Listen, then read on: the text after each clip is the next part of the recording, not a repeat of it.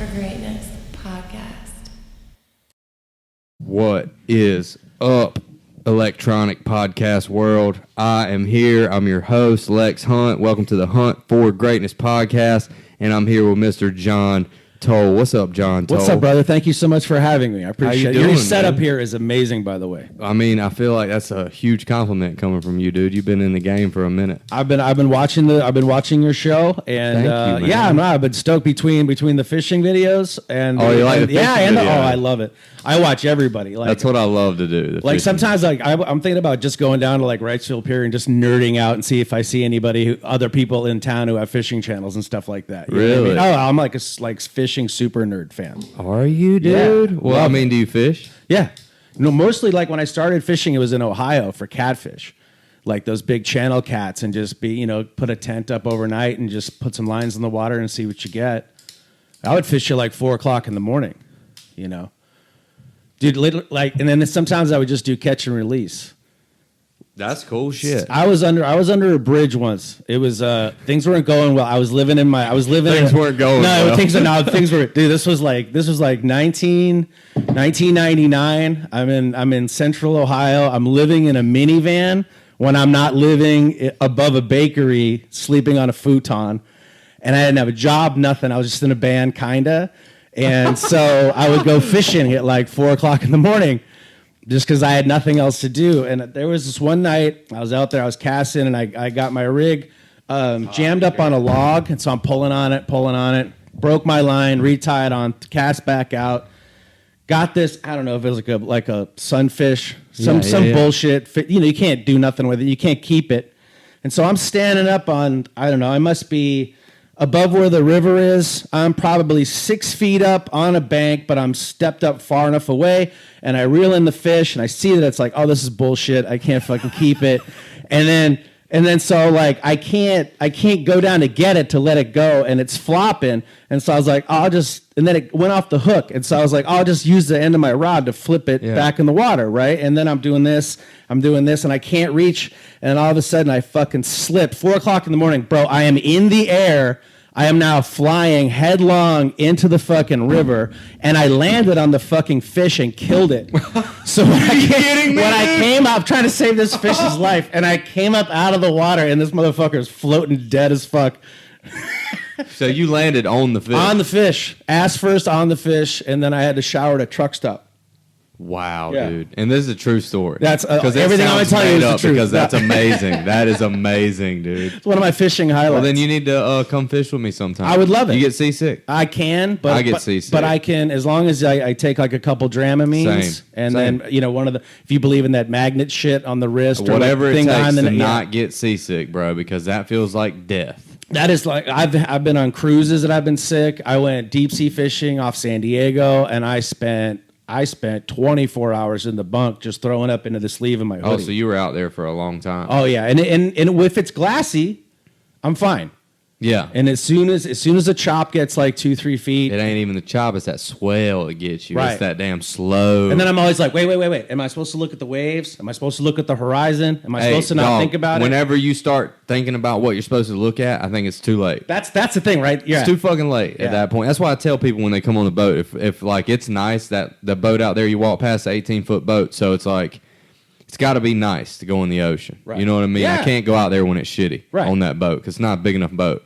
So when it's nice, I'm like, you might want to take a Dramamine because, I'll turn around for you, but I'm not going to be happy about it. Sure. Because, like, if I have place I want to go, like, I'm just like, God damn, dude, you didn't take a Dramamine like I told you to? Plus, your morning start at what, 4:30? Early. Yeah, early. I can't sleep. No. When I go about to go fishing, I can't sleep. I'm the same. If I have anything to do that morning, I am just up. It's like waiting for Christmas. Mm-hmm. You know what I mean? Mm-hmm. Like, oh, this is going to be great. This is it. What gets you excited like that? Right now, at my age? Yeah, whatever. In your life or right now, whatever. Anything I love to know stuff anything like stand-up related, anything like I do radio, like characters and stuff, anything that I have to do that, I can wake up without an alarm. It's just, Same, boom, I'm up and I'm early. Yeah. And that's the one thing where it's like, I've had jobs where I've hated every single second of it, and I was late on purpose, but the stuff that you love, you're like, oh, it's not really work. And since it's, you don't frame it in your mind as work, then, oh, I'm 20 minutes early. I'm a half hour early. It's just a different energy. It really is. Yeah. I feel the same exact way. Like this weekend, you got to flip that top the other way. You had it right the first time. Yep. Flip the top. And that thing, you may have to keep striking it to get it to. So once you put your cigar to it and it starts flaming up on your cigar, there you go. I just filled it up. So, but yeah, I'm the same way. Dude, this weekend was actually the first time that I actually made like good money. It's super cool. I'll share this with you, and then I just want to talk about your show, and then we'll kind of me and you will bullshit. But this weekend was the first time that I ever made really good money doing, and so I took a charter out. I'm not a captain, so if somebody, do you have to be one? You have to be one. It's illegal to take people out and charge them to be if you're not a captain. Okay. So these guys gave me money. I didn't charge them. They gave me money. It was a donation. It was a donation. They gave me gas money. They gave me $230 in gas money. Wow. So like that was cool because I wanted to go anyway. I don't fish on the weekends because I like to chill with the kids. If my oldest, the one you just met, if he wants to go fishing, I'll go. Right. But like I try to stay away from the fucking Googans who all come out on the weekends. They're called fucking Googans, dude. And but I took them out. Why Guggen? How did that start? Bro, I don't know. I learned it from like the dude that Was that like one family here in town that just fucked it up for everybody? That's probably, yeah, probably. That's probably how it happened. This dude from New York that I fish with calls them Googs and Googans. So like I said, that's fucking fantastic. That's like awesome. I'm gonna definitely do that. But so I went out and I made good gas money out there. They gave me real good gas money. And then that night I did the show at Crooked Lotus with Ellie. So she shot me some money for that. And like it was decent. It was good. It was the most I've ever made doing stand-up. And like I did probably 12 or 13 minutes maybe, or maybe 15. But it was super cool, man, because like I got to do two things that I loved in the same day and make decent money. And I'm broke as shit. So like it was cool to get that money and like literally could not sleep the night before. Right. Like I was up at 3:30 and didn't really need to be up till like 4:45. And that's like where you have, if you've got a normal 9 to 5 and you're making money on that way, you reframe it differently than when you start making money doing entertainment or doing fishing charters or whatever. Then you almost get to that point in your life where you're like, oh, I have to let go of the normal gig to then 100% go all in on doing charters, doing stand-up, and then that's where your life can completely transform. Yeah, it's a risk. I mean, it's all risk because you almost it's like you have to let go of the one thing before you can, reach and get to the other one. Do you think that you get to a point with with those things that you love that you make money off of, which is a blessing to make money off of something you're doing something that you love, but like, do you think you get to a point when you make money off of doing those things you love that it's time to quit that other thing? Mm-hmm. Like, you think it's just, do you think it's just like, and like you need to do it immediately, or do you think you need to think about it for a while? Or It'll marinate, and then you'll notice that the time and the mental energy that you're spending on the quote unquote straight gig is time you could be investing as work in the passion projects, which ultimately become your way of life, right? Your way of living, which isn't work. And that's the most freeing concept of all of this is like, we're going to be working till we're dead. Whether if it's writing in a notebook, if it's editing a podcast, if it's driving to a show, if it's doing the show, networking, all of this stuff, it's work, And so but it's not just like, oh, I'm punching a clock, I'm staring at the clock waiting for lunch to happen. Boom, where's 5 o'clock? And it's not that. And so you're not really looking at work the way that you would look at work at a straight job if you didn't like what you were doing. Yeah. If you didn't love what you were doing. It's really different. Yeah. It's really different. But then your day gets, and then you're so excited about what you're going to be creating and doing the next day that, it's almost like, I would say the advice that I would give to people would be like, if you could design this day, like design your day where you had income coming in from fishing, you had income coming in from podcasting, you had income coming in from stand-up, and you're a dad, and you're in a relationship and all of this stuff. Like, what would your day look like? It wouldn't just be, oh, I'm going to sit around and sit on the recliner and wait for shit to happen. It wouldn't. You would be like, oh, I got to get in. I got to make sure my food's right. I got to make sure that I'm healthier than I started the day before. I learned something to have something to talk about. And then what would your day look like? And then once you start living that day, then the day that you're living for turns into your life. Wow. Sounds like you've done this. Yeah. Because that sounds like real personal experience to me. Because and that's valuable. That's so valuable for me to hear that. And it's like, because when we start doing stand up, we're like, how do you become a comedian?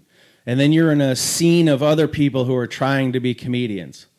And they're not being supportive for each other to build a community where everybody rises up. There's some competitiveness. There's pettiness. Competitiveness is okay. Which is fine. But if we're doing art, I never understood the value of competitive art. I think it's more about being competitive with yourself. Oh, honestly. for sure. That's because I can't compare myself really to another comic because anybody's really not the same that I've seen. And what you're doing is so unique because it's so 100% you and it's authentic. It's like when we talked about Outside of Jimmy's. I was like, you're funny. You're authentically funny, who you are as a person. And then you sit down and then you just honestly speak to a group of people. That group of people is living their lives in a fucking lie. They're at a job they hate. They believe things they don't believe. They say things they don't believe. They need to be entertained. And the thing that flips them on their head is when someone, in a world of all their bullshit, if someone shows up and just be like, I'm going to pour you full glasses of truth. Here you go. Here you go. And it's such a mind fuck for them that you're actually just disconnecting from their reality, and that's what makes your show even bigger. Mm. Yeah, it makes so much sense. You know? Because, like, I'm still full of shit, and I still have a lot of bullshit in my life, you know? But it's like, it is like speaking the truth, like saying, comedy, great comedy to me all has, like, I think I brought a regular lighter out here, too. Oh, it's behind you if you need it. Okay. But comedy is like the best comedy to me is the comedy that has some truth to it, like underlying truth, right? Like things about people's lives, and you're like, oh, that's something similar's happened to me, and I didn't realize how fucking funny it was until you just said that, And it's sometimes the more comfortable we are talking in an honest fashion allows you to go back into your life, a story that you might have told your buddies standing in a family room at a party, where you held court for 20 minutes and crushed with it. Now you can take that same energy that you had with that comfortability talking to your friends, and you've just taken a room full of strangers and converted them into that same group of friends. That's wild because a crowd is like the weirdest. Yeah, because they don't know that they're a collective entity until you put them together. I didn't know it was a collective entity until not long ago. Like, right. I just didn't, and I still don't really grasp that concept. I was thinking about it the other night. And this is just where I'm at because I haven't been doing comedy a long time. This is honestly what I thought. I thought a crowd is the weirdest person I've ever talked to. Right. Because I just can't. Because I didn't. I've been saying I bombed, but I talked to some people and they're like, "Did you get laughs?" I'm like, "Yeah," but I had a fucking terrible set. They're like, "That's what happened." They're like, "You had a terrible set," And I'm like, "Okay." Did you feel like it was terrible while you were in it?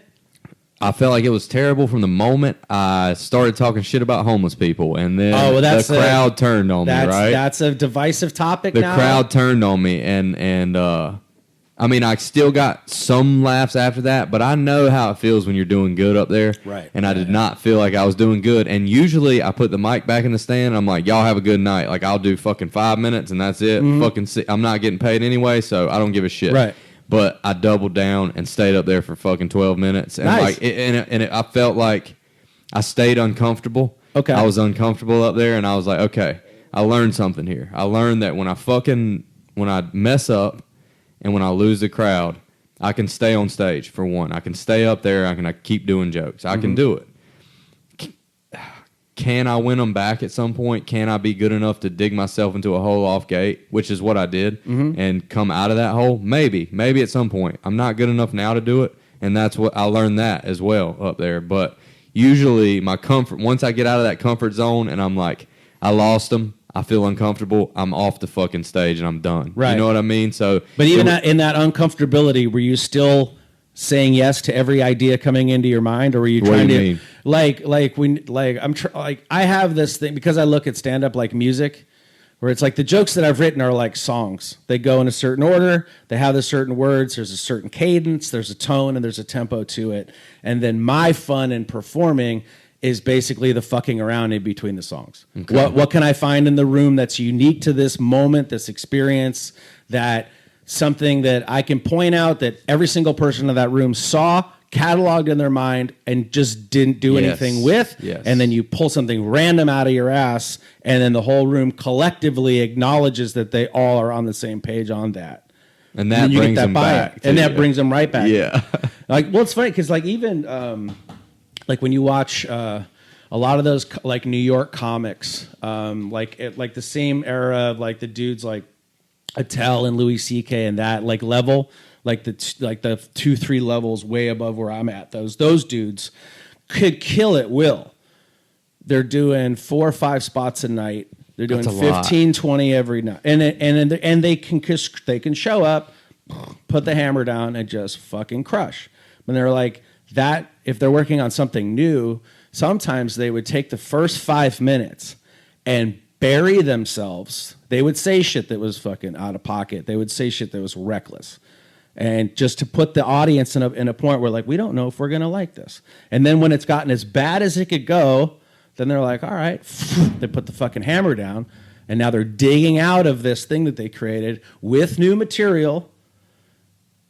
And then it's killing. I think you got to be really good to do that. But it's just like it's like I don't know. It's like anything. The more time you have on the mic, it's that 10,000 hours. It's that, and that's what I love talking about simplicity, because whether or not you're just beginning to do something, or if you've been doing something for 20 years, the experience of doing something hasn't changed. You're fully present in that experience.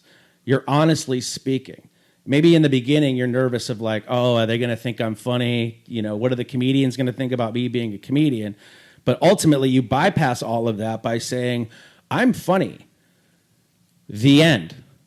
So if you start off funny, you're only going to get better at being funny. And it's not, one of the things that really changed. Simplicity. Simplicity is everything. Wow. And simplicity so much that even take words out of your day. Like, I don't use the word want. Stopped. Out of your day, like out of my day, because like you're saying, don't say it the entire day. Is that what you mean? Not even considering, because all of my needs are met. Like, I'm a person of faith that God's taken care of me this entire path, and I have 100% of what I need. And all of a sudden, if I've got the fucking balls to say, yeah, it's good, and I've got this and this, but I want blank. And what you're doing is you're accusing the universe in the present moment that you've been given that it's not enough. Oh man, that's so true. And then so in true, that wanting, in that living in your desire, you're outside of this time. You're outside of the gift of the present. Exactly. Yeah. Because you're forward thinking about what your present would be like if you had this physical object. Oh, it's going to be blah, blah, blah, blah, blah. And then you miss all of that time where you're here now because you're forward thinking about, or you're thinking about something, that was 10 days ago where you said something and you're like, oh, I wonder how someone's thinking about me about doing that. And then the other word that I took out of it, because if everything's simplicity, then everything's based on order.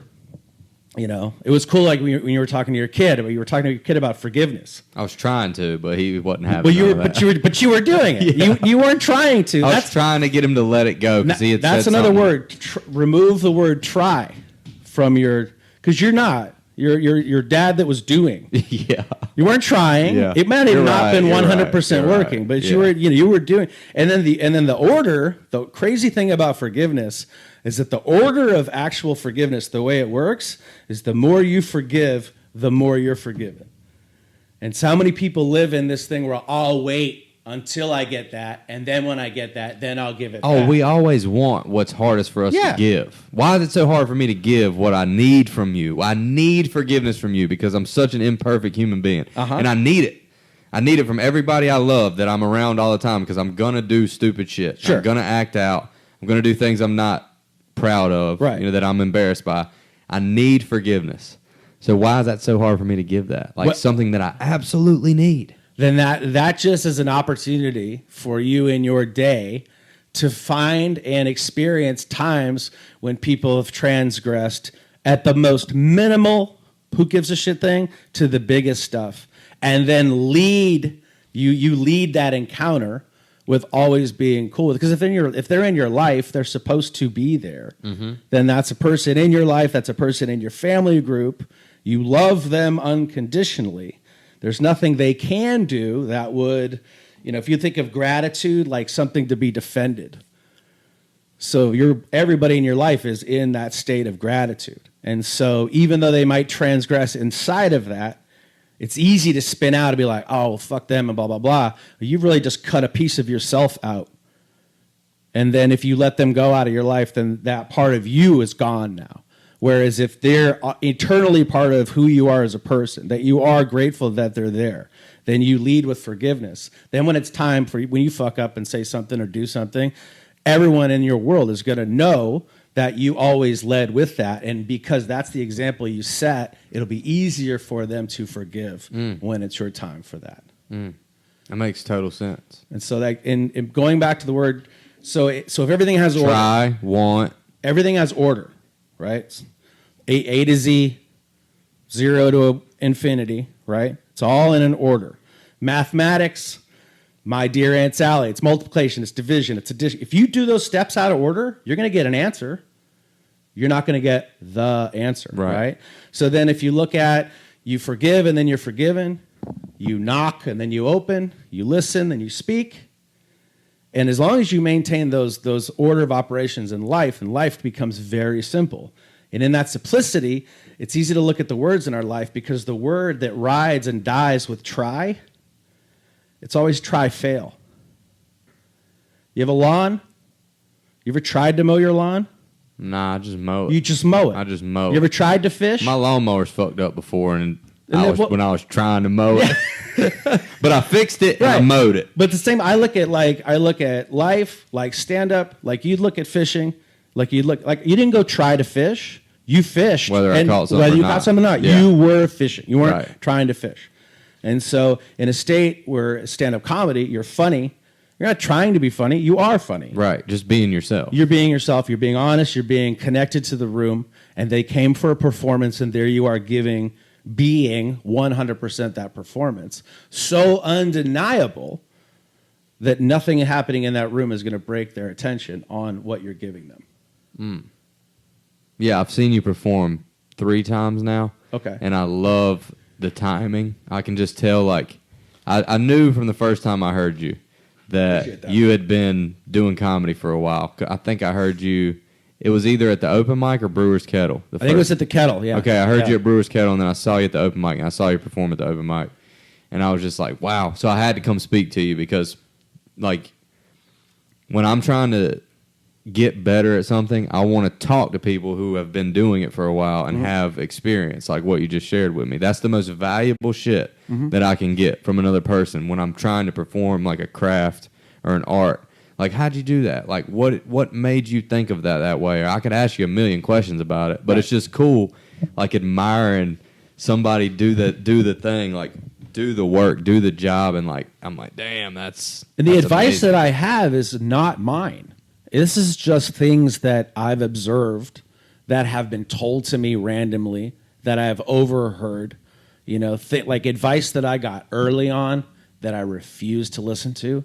And you get to a certain point and you're like, those motherfuckers were right. You should have been clean from the beginning. Because the cleaner you are, the bigger rooms you can work in front of a wider variety of people. And that's why now it's like the majority of the shows that I'm doing are for people between the age of 50 and 90. What do you mean? I can go and perform in a 55 plus community. So what is that like? What is that like? What are you thinking? It's like they're in an aging population. They grew up with a certain kind of entertainment. We all grew up watching Johnny Carson. We all had a certain movie sensibility, and now the reality that they're experiencing now in our current divisive culture is completely past them. So there's no entertainment that is there to serve them. And so they would love to go out and go to a comedy. They would love to go out and experience a comedy show like they did when they were younger. And so what I do is I bring that show to them where they live. What is that like? Like, what is your material like? Because I just do basically an hour of storytelling. Ah, okay. And so it's the same set that I'm going to do, or if it's a younger crowd, I can get into mushrooms and time travel and weird shit. Whereas if I'm talking to a group of older folks, we're going to talk about health. We're going to talk relationships that I have with my parents and family members and things that I love. And I never once reference like people's ages because they're only as old as they are. They have nothing. They didn't choose to start to be here. Right. They're just happy that they are here. And can you give them an experience that really connects to the time when they did go out to a nightclub act and they did have that experience? Wow. And it's neat so to watch cool. a room. And sometimes, what's fun because they're not used to having that kind of entertainment experience. Sometimes it's dicey up top. I don't have an opener. I go up cold, and so I just start talking.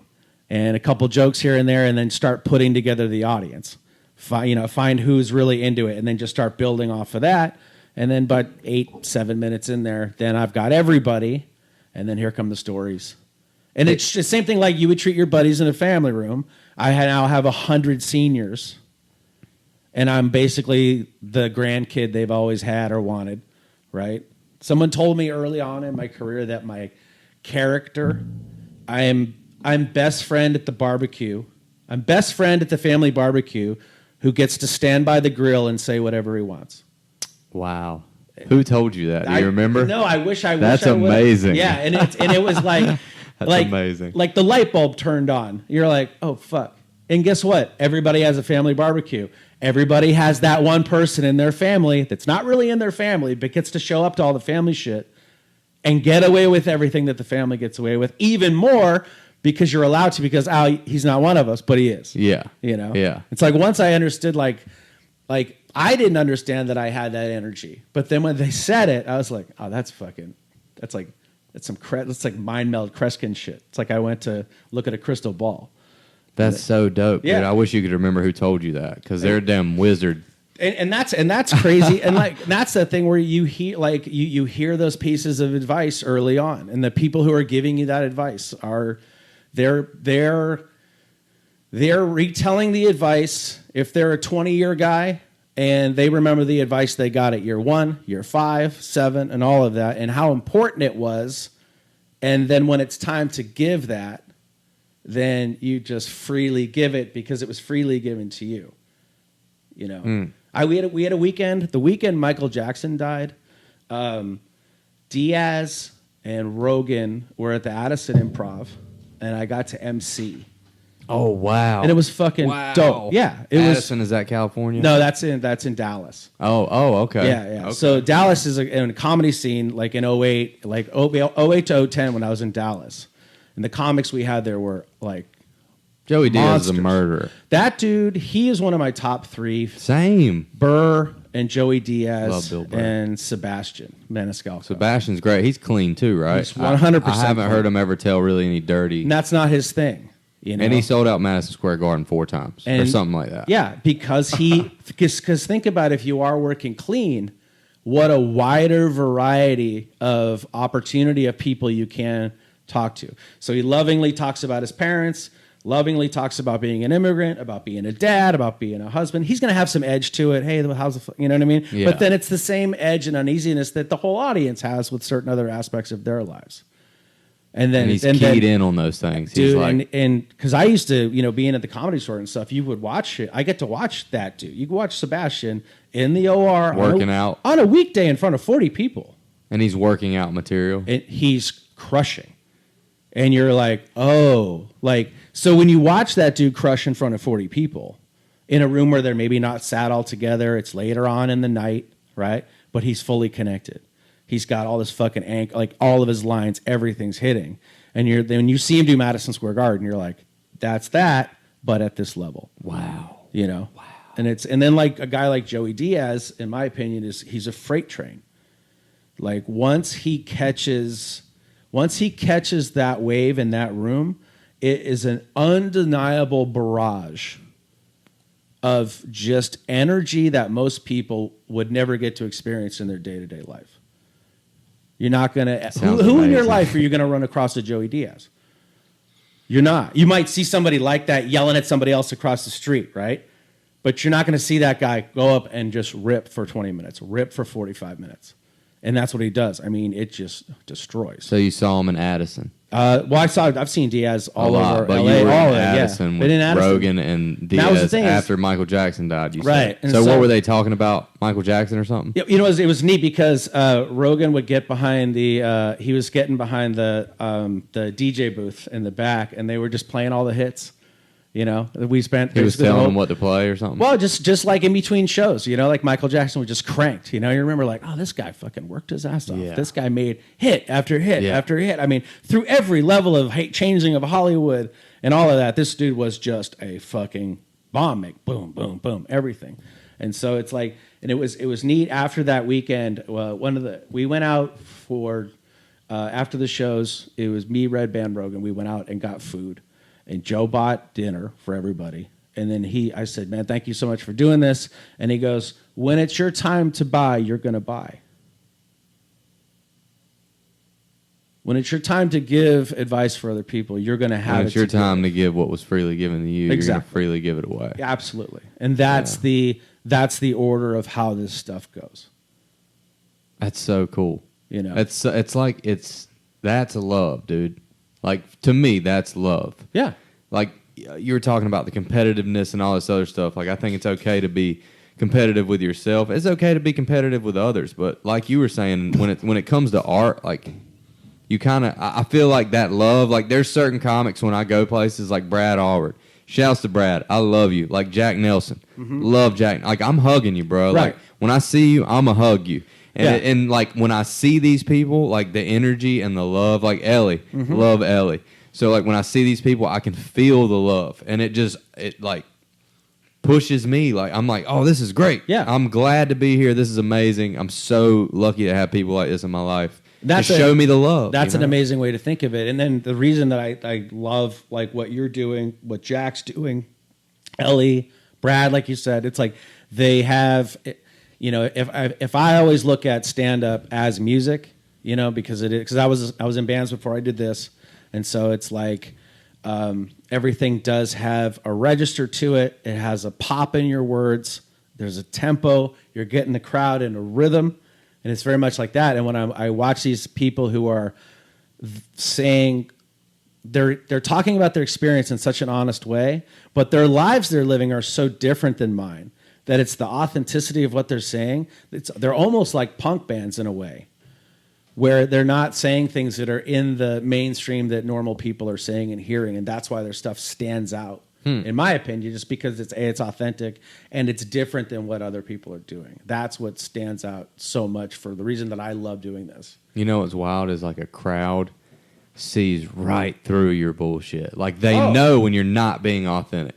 No matter how authentic you act about it, I just feel like they know. Mm-hmm. Like there's no getting around that. And that's another like order thing. Like if you want to be, it's not want. If you're a great speaker, it's because you've chosen to be a great listener. Mm. If you are a great performer, it's because when it's time for you to be an audience, whether if it's a one-on-one conversation or you're part of a collective group watching a performance, are you a great audience member? And great audience members will, because they've had that experience, and now when the order comes, audience, and then you perform. Like I know what you want because I know what I wanted. Exactly. Or you know what's that unique experience that I crave, either in underground music or stand-up or independent thought. Well, it has a lot to do with authenticity. It's all authenticity. It has a lot to do with it. You know, but it's in a simplistic sense. Like, this cup is as full as it is. When it was full, it was as full as it is. Still is. Still is. Nothing's changed. I could I could look at it and have a thing like, oh, I wish there was more in there, right? But again, that's that wanting outside of the actual experience that you're having, you know? And it's like everything in your life, every answer that you need for all of this is available in this one room that you're in. And this same one room that you're in is moved when you're at the grocery store, whether you're at the comedy club, you're hanging with your friends, you're fishing. That is your 100% full reality. That if you have anxiety or you have ideas that take you out of that present moment. And that's the hardest part about, you know, living in this 3D experience that we have as humans. Yeah. I mean, what do you think about excuses? Because what you just said makes me think about excuses being a part of. In what sense? Like, you're talking about a room. Everything you need is available to you in that room. Yes. Is what you're saying. So it sounds like excuses are obsolete or irrelevant. Sometimes an excuse is a procrastination technique to stop you from taking the very action that needs to be taken, no matter how difficult. And that's that one thing where it's like the difficulty of taking that next step of action has such a mental cost to it that it's easier to procrastinate and not make that decision. And then the idea of excuses, the idea of living in the past, the idea of all of these reasons why you can't. It's not the reasons why you can't. It's the reasons why you aren't. So if you're a being who's alive, who's doing, who's creating, then your excuses in any piece of that is just a delay from where ultimately you would be if you had those things removed. It's like it's like rocks in a river. If you have enough excuses, you create up a dam, and then the river doesn't flow. Everything downstream dies, and then there you are in a lagoon that you've created, and then you fish it out, and there's nothing left to do because you wouldn't do that work to keep it going. You wouldn't do the hard thing. The thing that was hard. But then easy defines hard. What do you mean? Because it's the same. That's from Alan Watts was a philosopher like in the 50s. Yeah. It's like easy defines hard. Easy defines hard. Yeah. So what do you mean? Like soft defines hard. Easy defines hard. Fast defines slow. Like they ride together, and it's a perspective of how you look at it. It's a challenge, and what we do when we have a challenge is we improve because we get better through that hard work. It's a hard workout. If it's a hard conversation, if it's a project that multifaceted, you know, think about like when you started, you didn't have your cameras, you didn't have your lights, you didn't have your studio, didn't have much confidence. You had a picture in your mind of what this would be, and you continued and did the work, and now here it is, fully formed.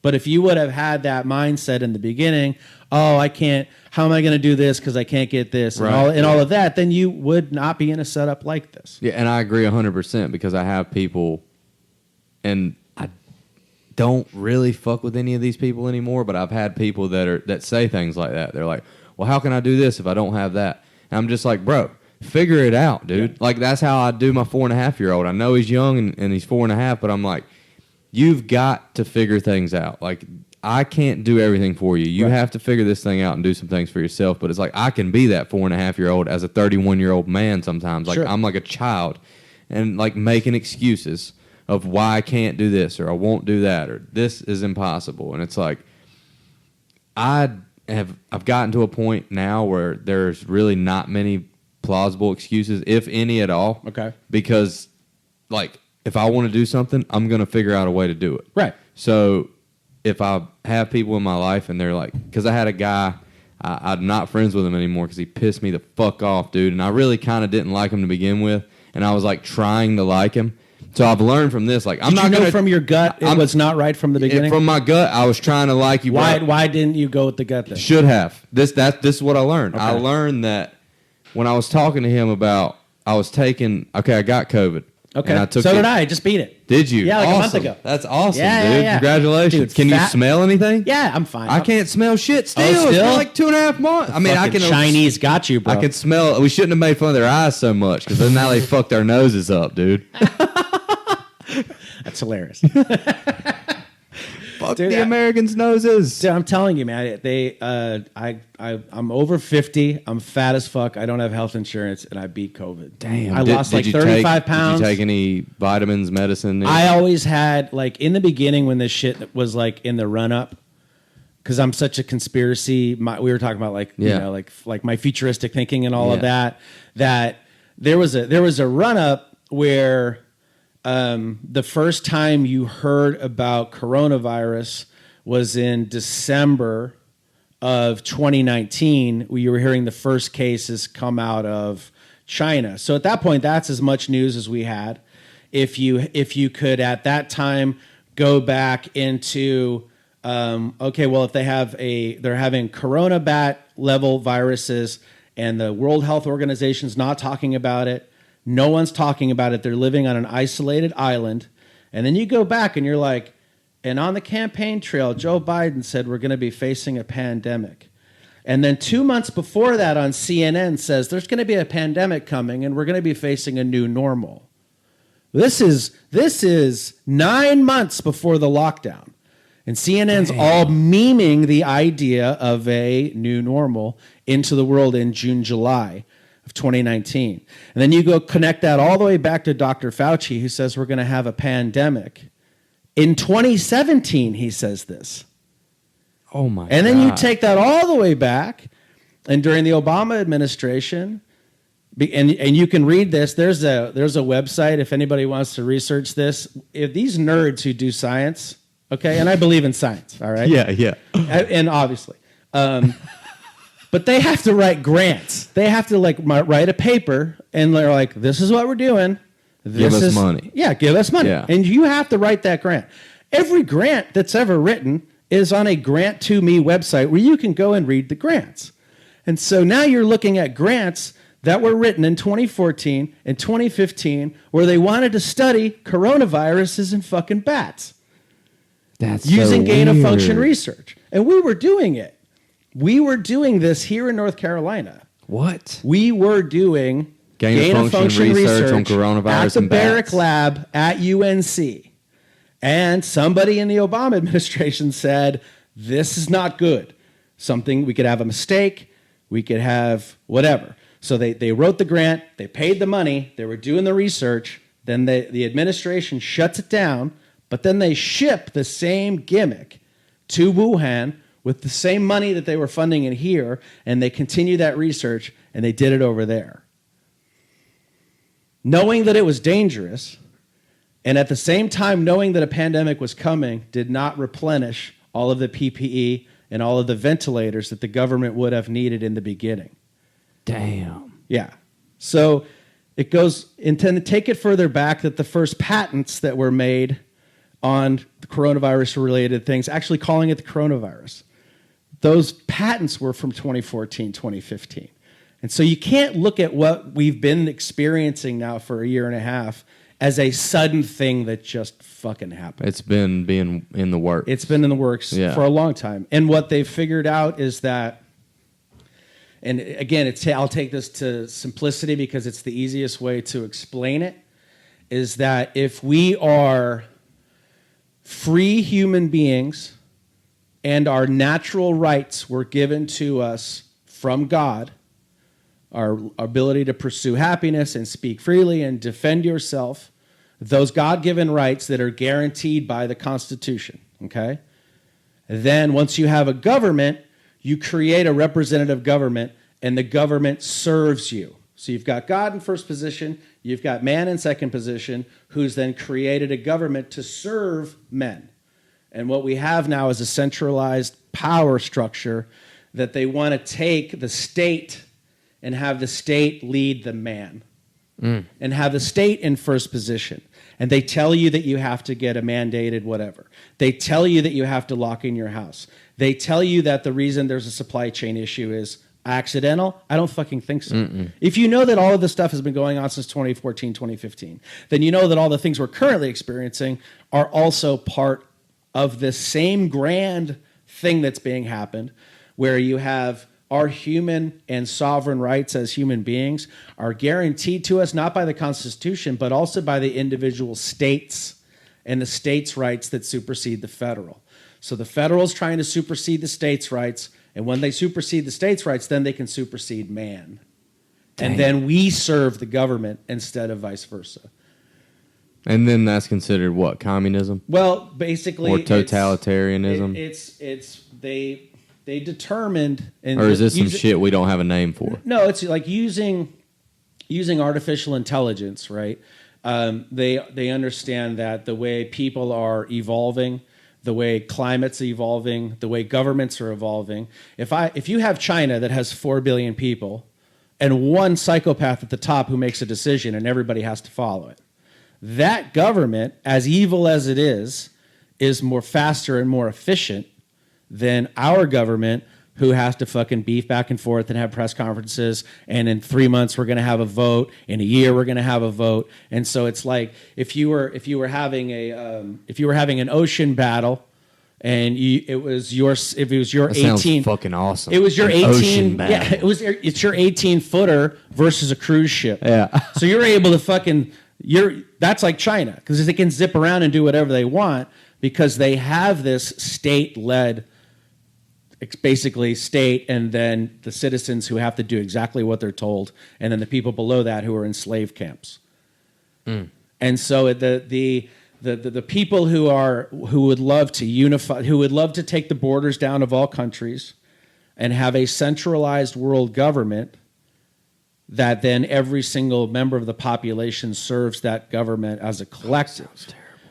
Because they're not going to come together with a one world government and then also have the Constitution that guarantees your rights. They're not going to give you rights back. When you give them up, you have to die to get them back or fight. The only way, and that's another thing, and that's where one of the things that I'm working on is the idea of, it's called defensive supremacy, where let's say it's in the 1700s. You live on an island nation. You've been a sovereign people, either a kingdom, you've been there for hundreds of years, and then ships appear on the horizon. And they have ill designs on your people, your resources, your land, your very way of life. And then as a member of that island that is being occupied, that's being invaded, you have the moral authority to do anything to defend your homeland. And what we're going to experience here in the U.S. is again, easy defines hard. So as the centralized globalist thing expands, what it does is it inflames nationalism. It inflames love of country, love of the flag, love of, like, don't tread on me. And that is going to be the rise of that. And that basically we're going to come to a point where the United States of America is going to come to the conclusion that they're in the middle of a home invasion. Where you've got from your the home, inside, though. From the inside. You've got your home set up. You've got your defensive cameras. You know you can look and see who's outside of your house. You know where your weapons are. You know where to go, how to retreat and to fall back into your house to defend your very life. If you had advanced warning that there were people coming through your front door, coming over your fence, that you in this house, as you were defending everything you love, could do everything in your power to stop that. And so what we have now is a rise of parents who are seeing their kids are getting fucked over in schools. It's bad indoctrination. It's forced masking. And you can't fuck with a mama bear. They're pissed.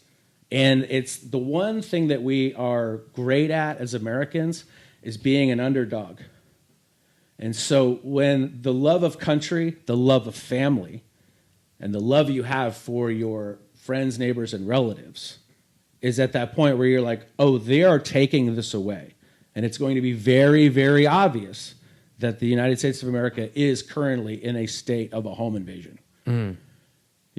We just have Trojan horse type we shit. have not just realized it yet. But they got inside of your compound and they cut your cameras. You can't see who's coming in. And we don't even know what's happening. You don't even know that it's happening. The people who do know that it's happening, if you openly talk about it, you're labeled an extremist. Or a conspiracy theorist. Or a conspiracy theorist. Or anything that's going to minimalize or marginalize the very most obvious things. Well, conspiracy theory, the term was coined by the CIA. Yes, it is. It's a divisive term. It's just to discredit anybody who might be on to something. Right. Well, because if the idea is to move away from the sovereign person, to give all of that power to the government and have the government then lead the way, then you have to have a centralized thought. You have to have a centralized goal. And then that's where they're having the issue right now, is because a large swath of this country is seeing it for the bullshit that it is. And they're losing their numbers on their media. The politicians are losing believability. And so what is it going to take where basically, we grew up watching Rocky and fucking Mr. T and, wrestling and all that shit, where it's like, we've basically been the face who's been taking chair shots by the heel now for 6 years? The whole plan of this is 70 years long. It's hundreds of years long. It's now just rapidly speeding up. And so now we're taking chair shot after chair shot.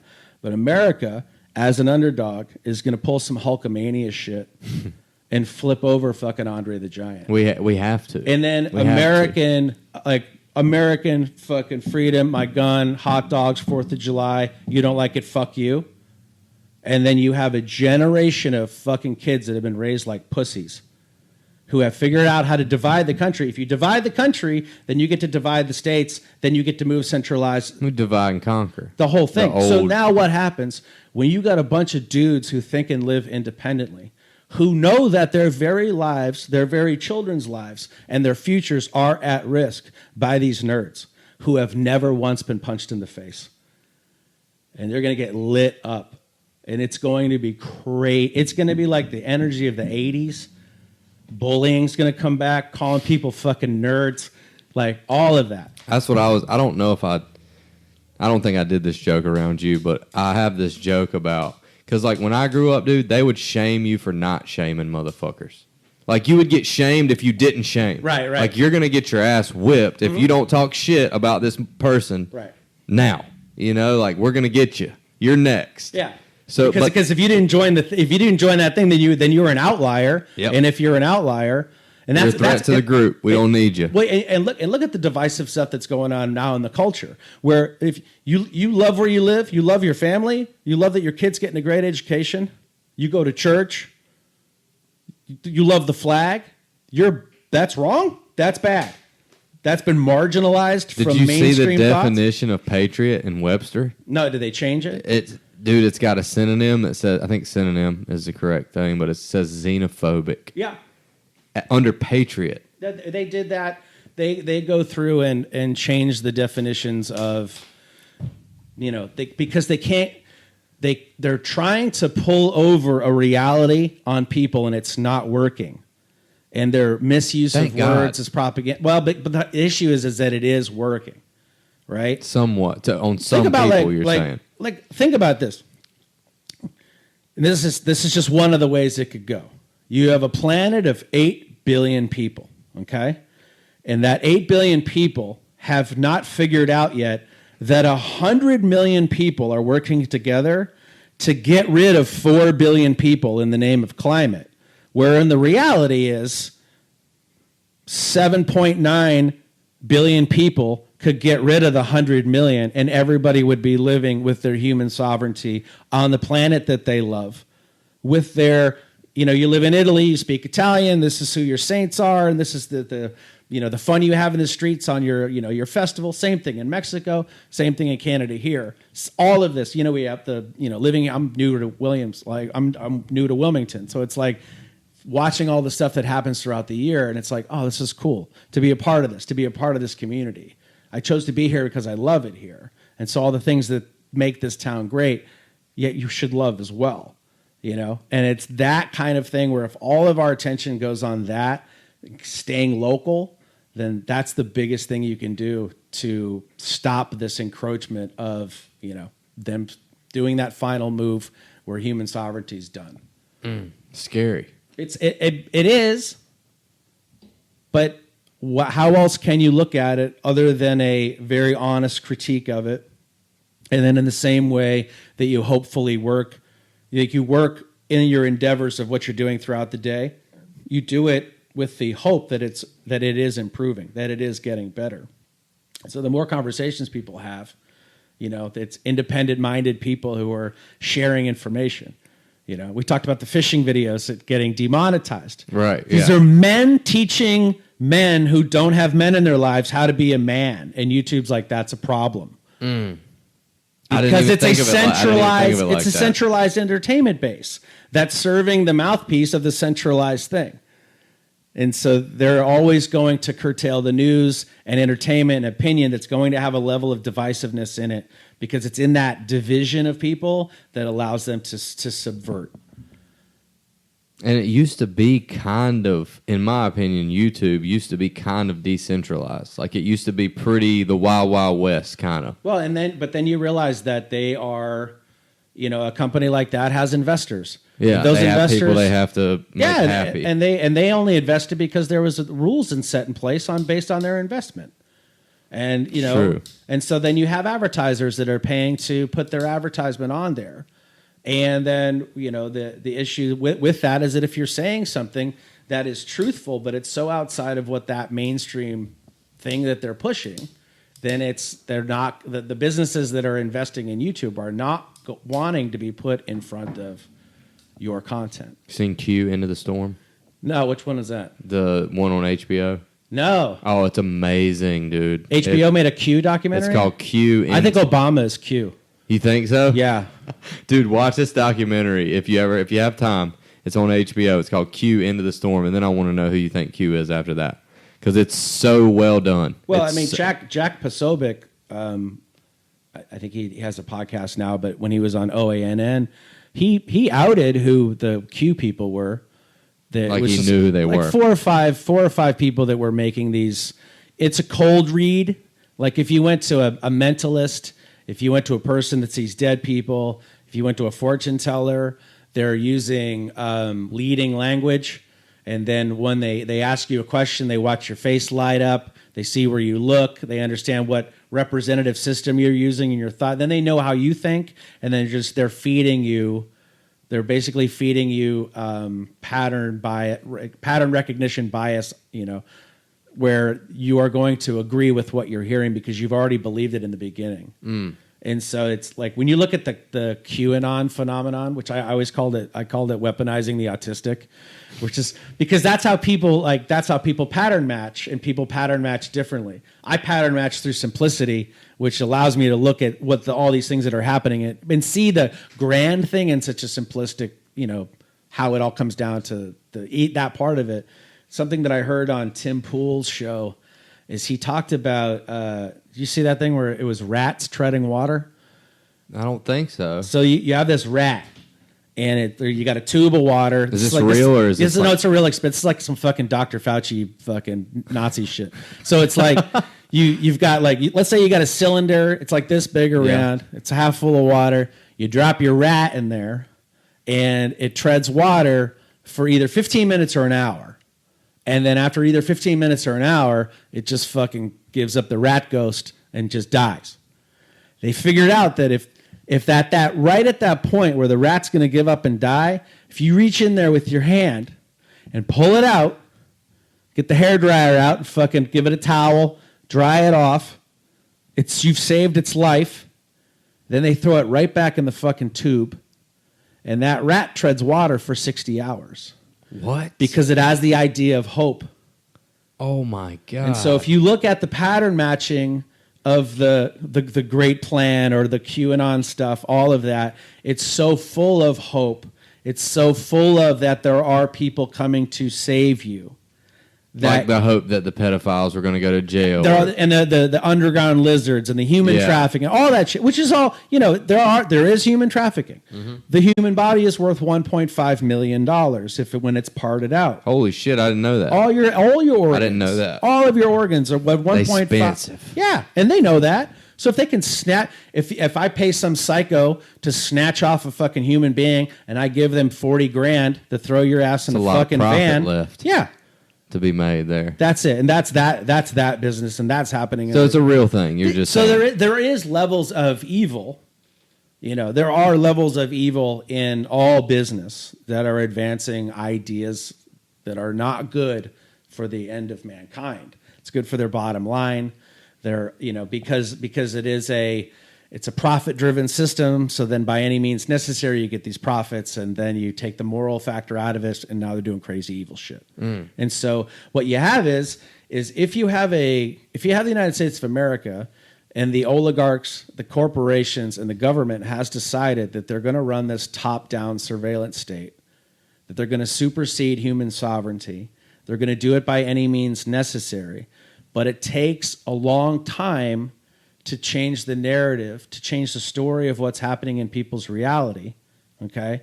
For them to choose to give up the Constitution, to choose to accept a centralized government, to choose to disarm themselves, to choose that says, as the United States of America, with all of our freedoms guaranteed, that we allowed a global system using disease and using the fear of climate to create a reality around your independent being that allows them to supersede over it. It's so much to do with fear mongering and fear. But they understand that it's so the fear, powerful. Well, it's what keeps eyes on, because it's a dopamine release, whether you're getting it through your news feed or your fear of missing out feed on your social media.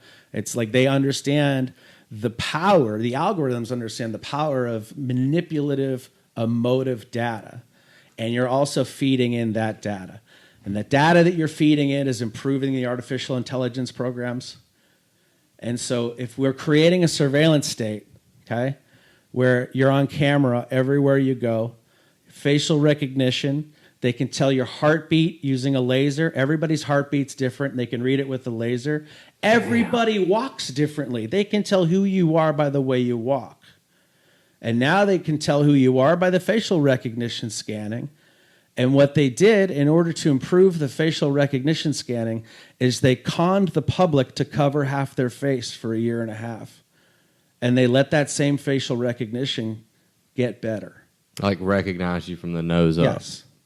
That's what my buddy was saying. He's like, I'm kind of glad we have masks. He's like, that way they can't recognize my face. No, and they are, and they have. God, that's so scary. Because you almost, like, if you've only seen a person or met them once, you almost don't know who they are if they're, like, if you have a mask on, and I've met you one time, like, you had a mask on, didn't have one on when I met you, and then you have one on the second time I ever see you, I don't really remember you. Same thing. Yeah, because so much of our ability to share information and so much of our ability as humans to stay together is through eye contact. It's through facial recognition. It's that, and so what the idea, not only did they improve the AI with the masking, but then it also dehumanizes. Dude, that's what kills me with the kids. And that sucks. And they absolutely know that it's killing that spirit of youth.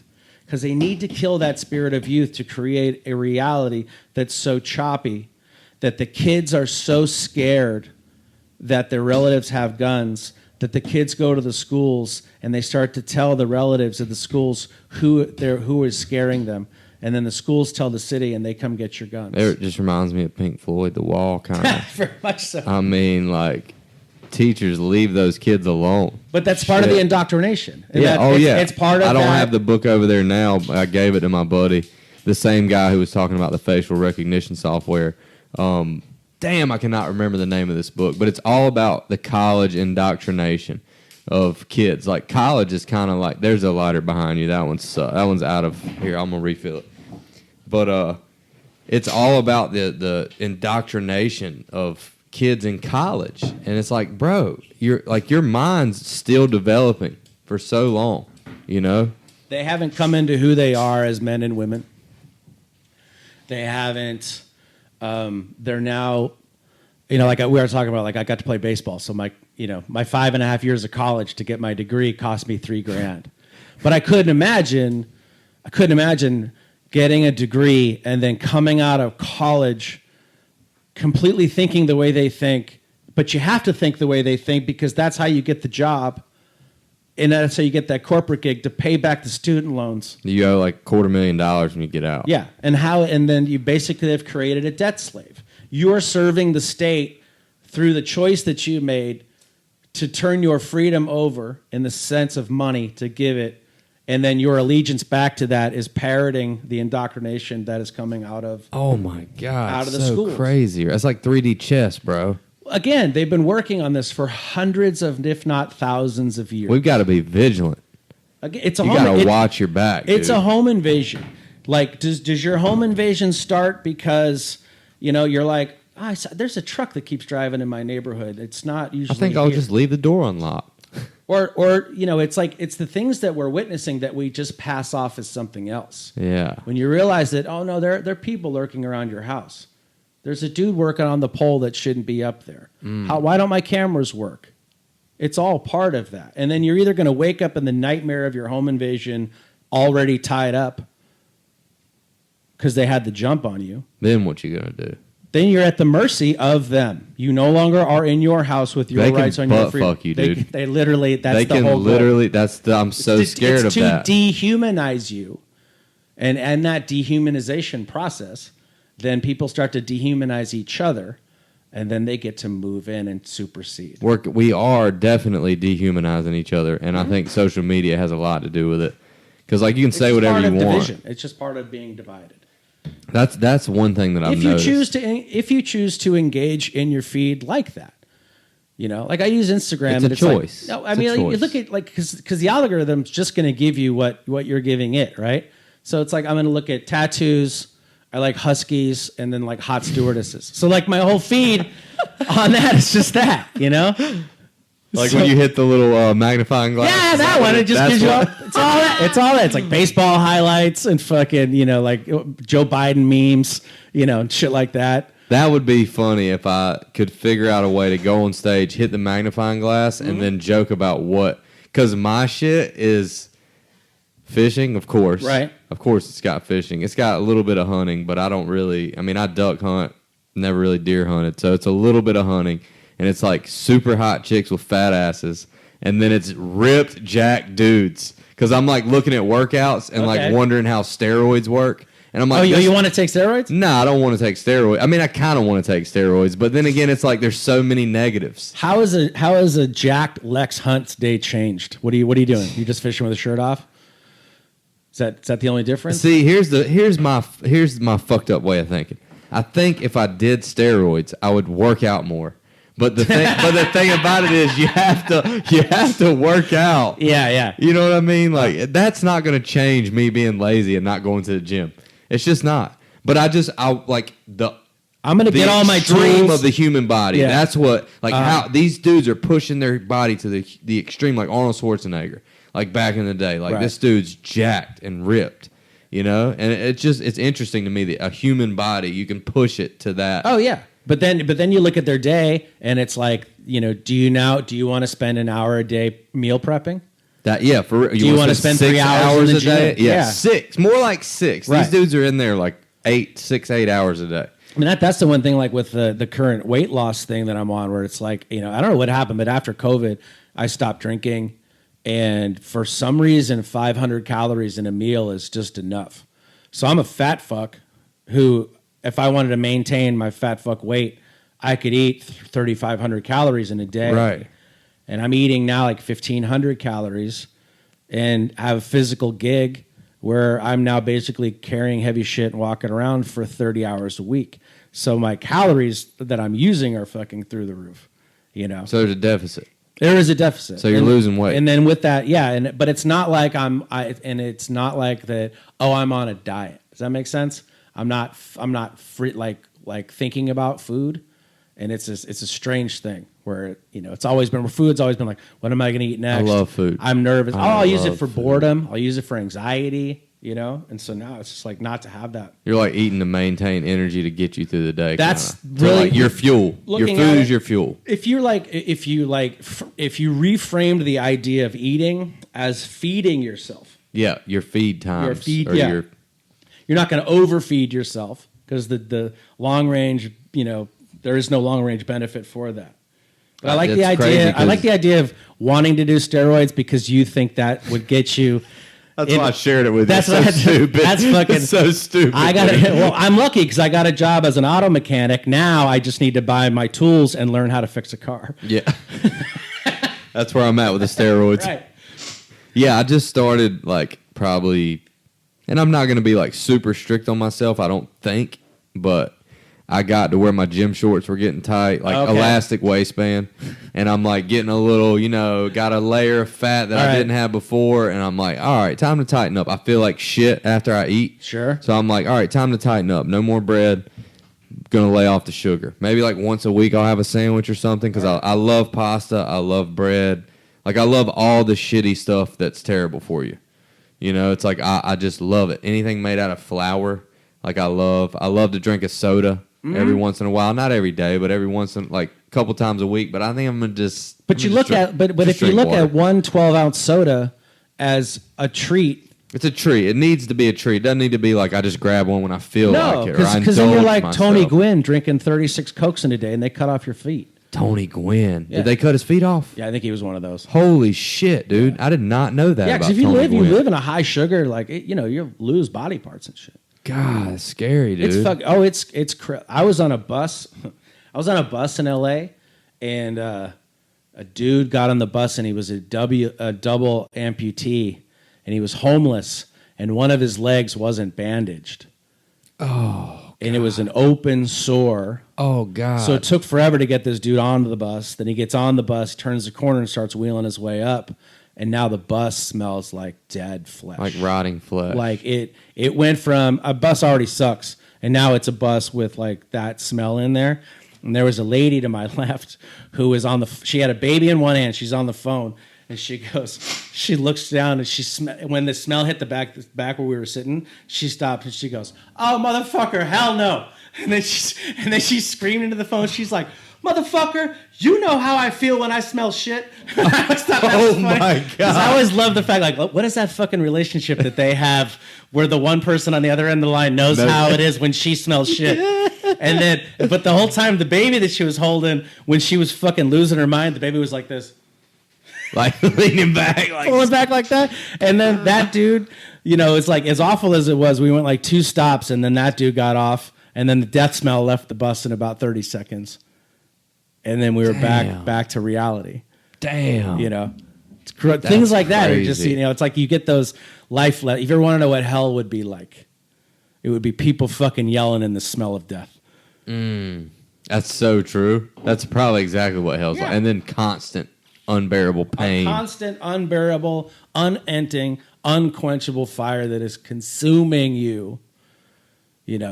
I was talking about this the other day where as a person of faith, what's it like when you finally lose this physical being, right? This body that you own, this mind that you own, and you come to the realization that as a living member of life that is eternal, that you were an eternal spirit having a very finite human existence, and now you're returning to this infinite spirit that you've always been, and you realize in that moment when you lose your body, you could have lived your finite experience with the confidence and the love of the infinite love that you always have been.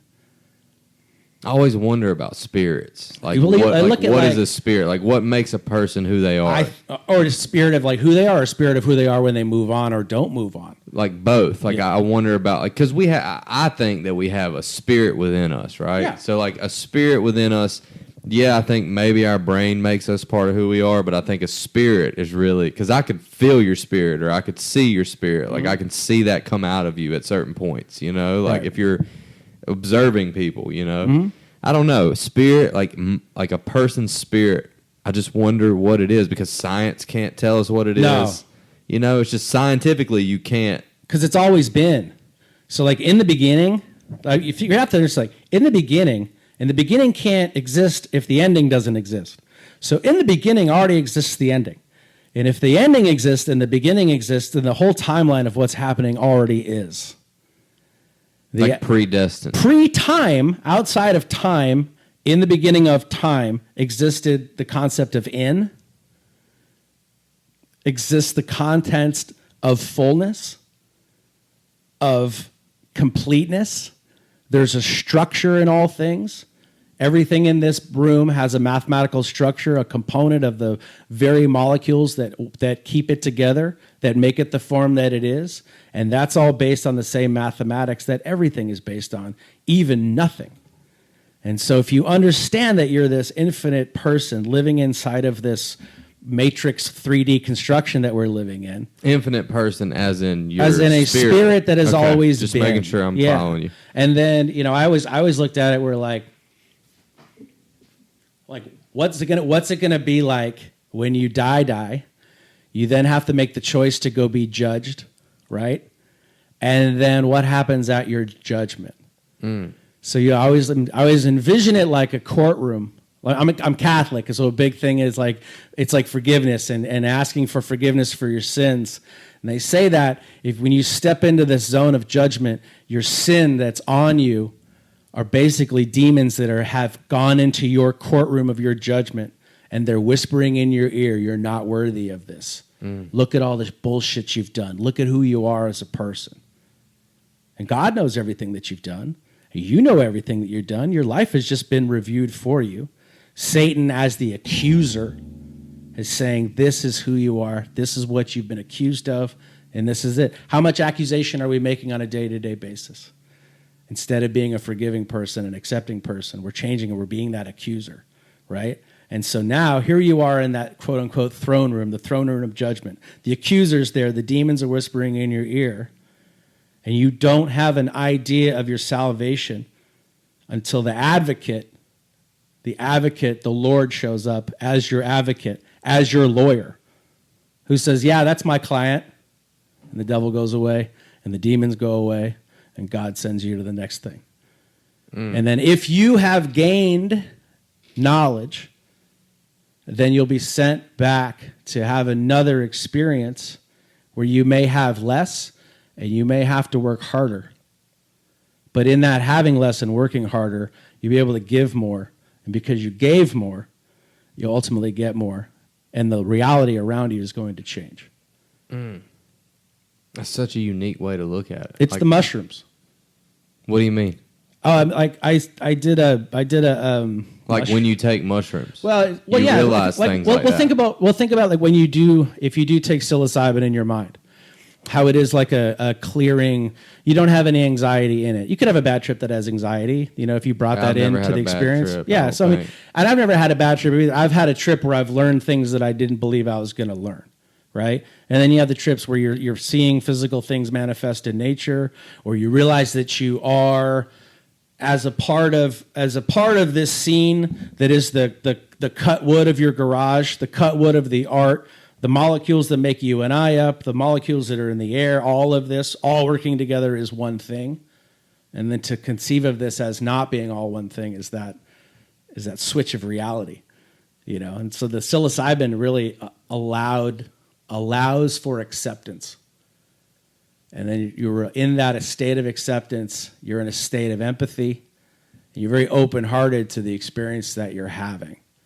And if you can maintain that then out of the shroom state, then it completely drastically changes reality around you. It's like when you're not accepting of what's happening around you when you're tripping, that's when you have a bad trip. Oh yeah, because you're resisting. You got to go for the ride. You have to, because if you're grabbing onto something to try to stop you from going. I've done that kind of and realized that it wasn't good and stopped that. So I haven't. That's why I say that's maybe the reason why I haven't had a bad trip, because I realized certain things are not good to do.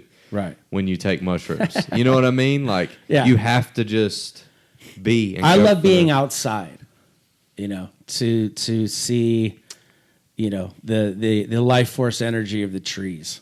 God, to watch the wind blow. And you realize it when you're not on mushrooms now because, maybe not. You can't, because I did it 110 days in a row. I think you told me that. Yeah, and so you did mushrooms 110 days in a row. on a move from a microdose to maybe just a cap and a stem.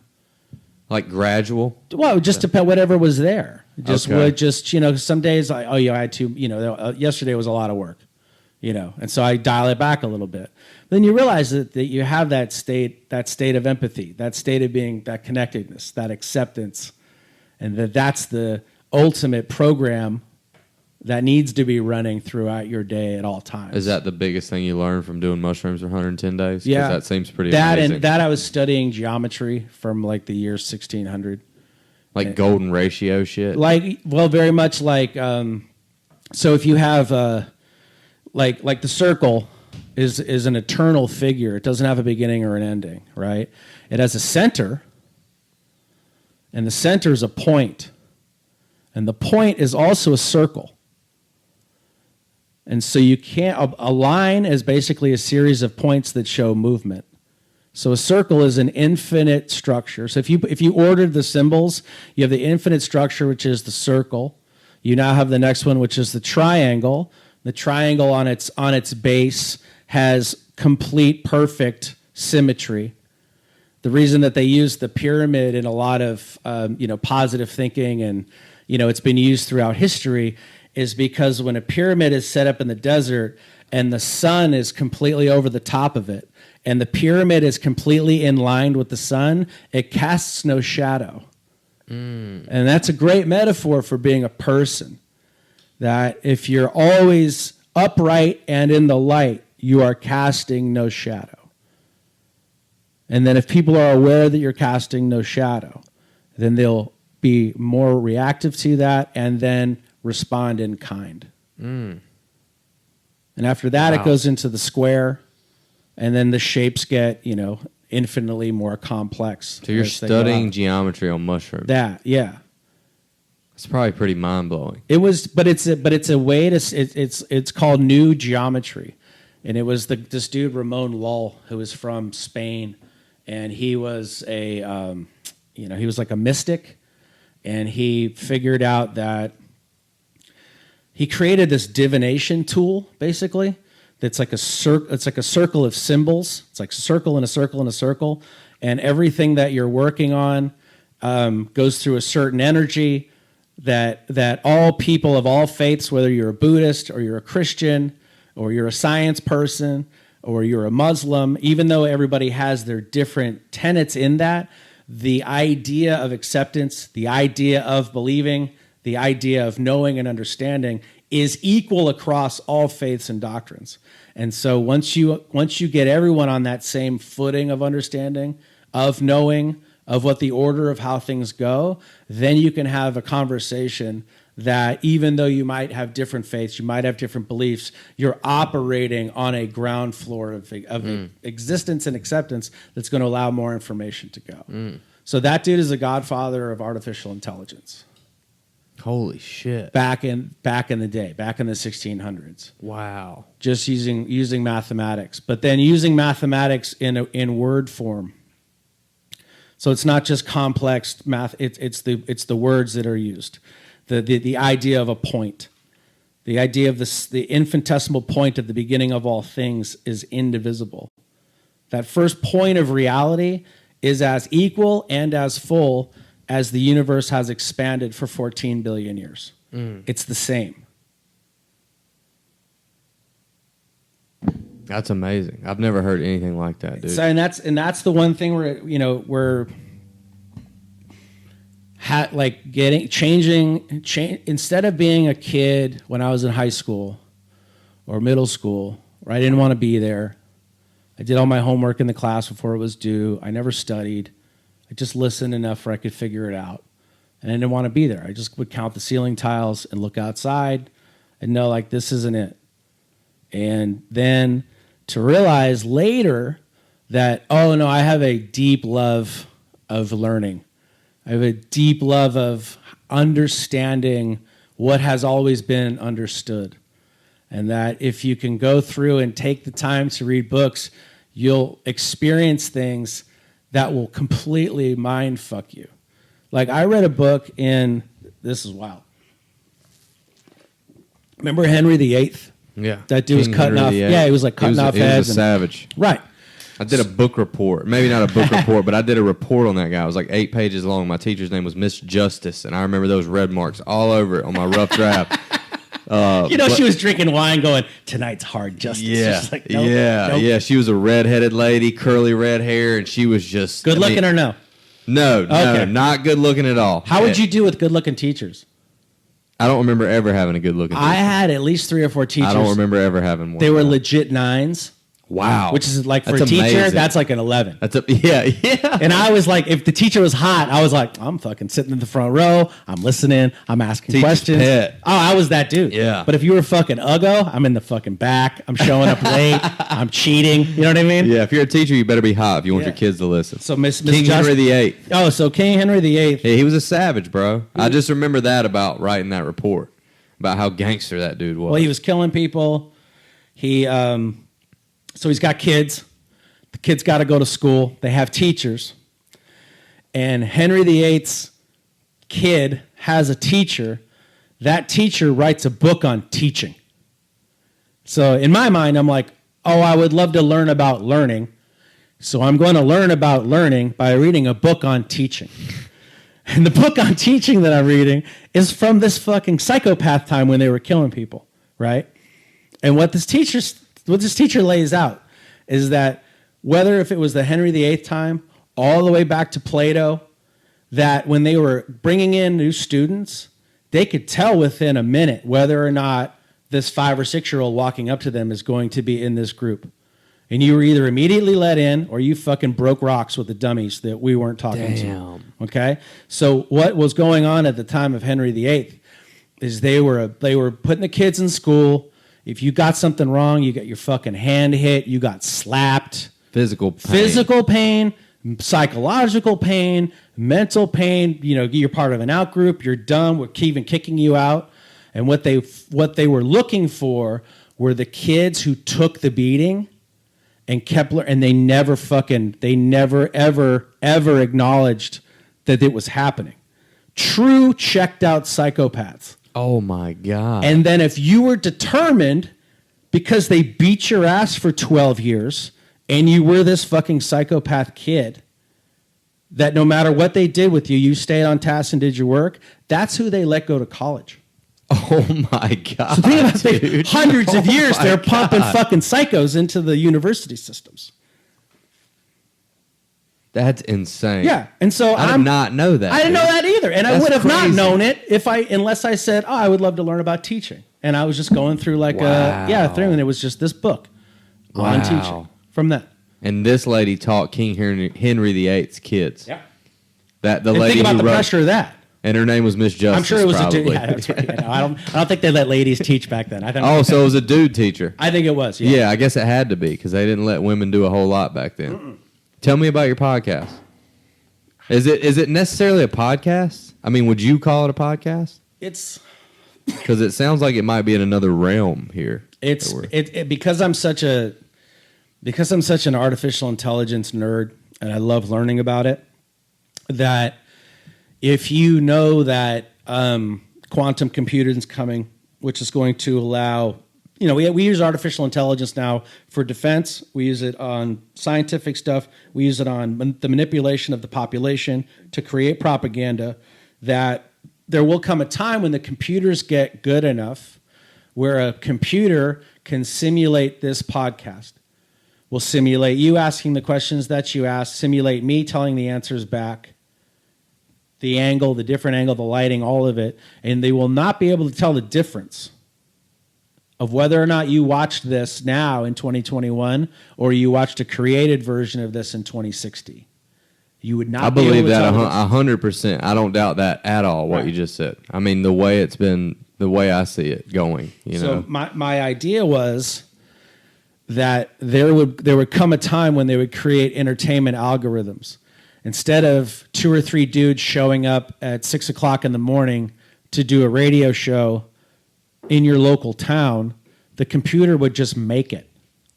Nobody needs to be there. No one needs to be there. No physical human. Because all we need to do is create entertainment that sounds like something that's real so we can put ads on it and make money. Mm-hmm. So if they can take the human, now that they don't have to pay any HR fees, there's no health insurance, they're not even paying you. The algorithm's creating the entertainment. And so the algorithms are already making music, they're making poetry, they're making movies. So weird. So it's going to get to this point. My dumb idea was that if we're in such a visual, digitally minded experience, that the older technologies that are not being used as much, terrestrial radio, that what would entertainment be like in the year 2065 if you had two algorithms doing a morning show. And basically, that's what I do. I voice two different characters, and I just read the news and riff on it as it comes up, and everything is just an improv. That's so cool. It is, but it's a great it's an opportunity to, in the same process, like when you're really locked in, like you're locked in with the audience, and you're doing really well, and something pops into your mind, you've never said it, maybe you've been thinking about it for a couple of weeks, and then you don't have any fear in it because you're so connected that you say that first line for the first time and it fucking rips. It happens to me a lot. Like you've said it 1,000 times, right? And so the practice, the practical application of doing that podcast, for 90 minutes or 2 hours, is that whatever pops into my head is automatically green lit, and it just goes. And so there's just a great repetition for that. That's awesome. People love it. And I trash China. I trash communists. It's a fucking basically like an 80s morning where it's all dick jokes. Awesome. It's based comedy, but that's like for my stand up is based. Like we went, we did a show. I did a show last night in Raleigh, and we went to the state fair. And so the state fair, drew a huge crowd. So the crowd we had Sunday night wasn't that big. So I was like, I'm glad you were here. Fuck the state fair. I was like, I went today and I saw the prize winning pigs and the cows, and that was just the women. And you were fucking ripping on the state fair, dude. That's awesome. And the crowd was fucking, they loved it. You know what I mean? She's like, oh, this dude doesn't give a shit. That's great. But if he said, oh, he doesn't. Here's the blogosphere. Oh, he said this, blah, blah, blah, blah, blah. And you're like, fuck that. What do you think about Chappelle's new special? Have not seen it. Really? I've not yet seen it. Do you watch comedy? Yeah. Okay. I watch a lot of it. Because I'm like, I watch it for kind of the technical aspects or to see the way people, as a storyteller, I love to watch the way people shape stories. And I love people who can sit down and really talk. And so you're having that's the reason Diaz is so good, because he has this chaotic energy. He says things that only he can say in a way that only he can say it. In the same way Theo Von is. Love Theo Von. Loves Theo. Theo is. I relate to him probably more than any other comic. I mean, unless you grew up where he grew up, where would you ever say we got a bag of hemp? Yeah, you know what I mean. Yeah, he's got a bag of hamster bones. That's not something that would happen in my life growing up in California in the suburbs. That's not it. But in that world, fuck yeah, that happened. And he was some dude was smuggling hamsters. Yeah, dude. exactly. Yeah, I saw him live and heard him working that joke out, and it was just. And he's the nicest guy. He's the nicest. There was a line of people to talk to him, and he'd never rush me. Me and him were just bullshitting. Mm-hmm. It was just cool, man. You meet people but he's that authentic. He's an outlier in the sense that not everybody in LA is nice. Yeah, do you know what I mean? Not everybody is kind and generous and will take the time to say what's up. But you're used to seeing everybody day in and day out. It might take a half a year of seeing somebody every day before you're in a conversation with somebody else that they know, and then that's where you meet them, even though you've been seeing them every day for a half a year. And then you're like, oh, okay, cool. Now you see them every time. You're like, hey, what's up? And he's always bbeen that dude. It's cool as shit. Yeah, so cool, dude. So cool. I just started watching his new special. Mm-hmm. The last night, actually, night before last, when I got home from the show in Sneed's Ferry. Let me just make sure we're still recording. Are we good? Yeah, we're good, dude. All right, nice. I got home from the show in Sneed's Ferry and started watching his, and I'm just like, man, it's already not my favorite special that he did, but I'm just like, man, this guy just is who he is, and it is what it is. He's not. You can tell he's not. There's nobody. He's not putting on an air. No. Yeah, man. He's him. And he's walking around and sitting on the stool and just doing it how he wants to do it. Yep. And it's just super cool to see we do have a lot of creative freedom now. Whereas back in the day, you had to go through every gatekeeper to get on one of the 4 channels. Like Johnny Carson or who was the other guy? The Tonight Show, was that Johnny Carson? Mm-hmm. Yeah. And then who did it after him? Or who was the other? Leno followed him. Yeah, Jay Leno, trying to get on those shows. I was watching the old shit, like Rodney Dangerfield, and just watching how these guys would get on this Tonight Show. Tonight Show, and they would do 10 minutes or 8 minutes or something like that. Or 4.5. Yeah, maybe it was less. Yeah, it could be less. And then just watching that happen. And now they do what? Jimmy Fallon or Right. What's the other guy from the Man Show? Oh, Kimmel. Kimmel, yeah. I think they both have comics on They'll there, have right? stand-up on there, yeah, for sure. Do you remember the Man Show? Yeah, of course. With Rogan and Kimmel, I guess it was. Well, it was. It was. Kimmel was definitely on it, right? He started. It was Kimmel and Corolla. Did I they was do that first? I think it was, and I was so young when it came out. That was like my porn. Right. Because I would see like chicks with huge tits. Jumping on the trampoline. And I'm just like this. Yeah. I'm waiting for that part because I was so young. It was that was in the 90s, you know? Yeah, and I was born in 1990. Rogan, and then Rogan and Stanhope got it. And then they took it even to another edge. You know, they took a show that was already fucking out there and wild, and then they took it to where they wanted to, even the network was like, we can't do all the ideas you guys want to do with this. And and I think Howard Stern was around going on the same time, right? Well, he was already, at that time, he was the biggest radio host in the world. And he hadn't jumped yet to satellite, so he was still like doing his morning show out of paying the New FCC York. fines, right? You know, which was all, you know, just again, it's where if you have an independent voice that's out there, we're going to centralize and come together to try to. They don't like that. They don't because it's not because the biggest thing you can do, like, it's like laughter's so powerful because it comes from a subconscious place. So if you can use ridicule and shame to show somebody that they're acting like a real fucking douche and people around them laugh at that, then that person knows that that's true. And those people laughing, that's the ultimate truth of what that is. And if they don't think about how many excuses they have in their lives to not realize that that's how they're acting. So and they're doing it to protect themselves, to get into a group, and in that group, then their collective victimhood gives them power. So you're giving me different ways to look at a crowd than what I looked at it as before. Okay. Like I just didn't really like. I'm trying to understand a crowd. Which do you feel like you understand a crowd ever at any point? Like, I understand that when I walk up there, that I'm having the time of my life, that I'm enjoying every single second of it, but also that I don't care. That I don't give a fuck either. If it goes off the rails, it's even going to be more fun for me. And so if they're on board from the beginning, then they are. If I have to pick them up in pieces, then, you know, I was, as a musician, then I can visualize the audience like an amplifier that I don't own. But I got to come up and do these songs, and I'm going to plug my guitar into this fucking crowd. And it's either going to be rock, high energy, greatest hits. It's going to be a fucking sit-down, quiet acoustic set. It's going to be twangy shit. It could be just spoken word, depending on what is working. You know, whatever I'm flowing out there, where it's connecting. If it's connecting with everybody, if it's connecting with just pockets, but it is connecting. So that connection is so important. You're in a feedback. It's like if you're the central focal point. Then the energy that you're putting out is like this, which encompasses the whole room, which is why you should always turn and physically show the front. You know, if you're an empathetic person, you know, show your heart center to the people that you're talking to, and then that connects them in on there. And then you speak from your gut. And if you speak from your gut, the audience has to return in kind to know that they're having a gut reaction to what you're saying. Then they're doubled over and they're laughing. Wow. So like if you look at the systems that a human being has, you've got your brain, you've got your heart center, you've got your gut. You know, like what order are those in? And are those always in the same order? Think about, there are people who never listen to their gut and they only use their brain. Or people who never use their heart. Or who never listen, they only talk. They don't forgive, they only take. You know? And so you could show up to a room and all of those people might be those people.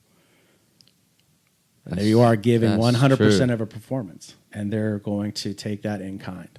You know, this is such a good podcast for somebody like me who's been doing comedy for only a little while to listen to the outlook of somebody who's been doing this shit. But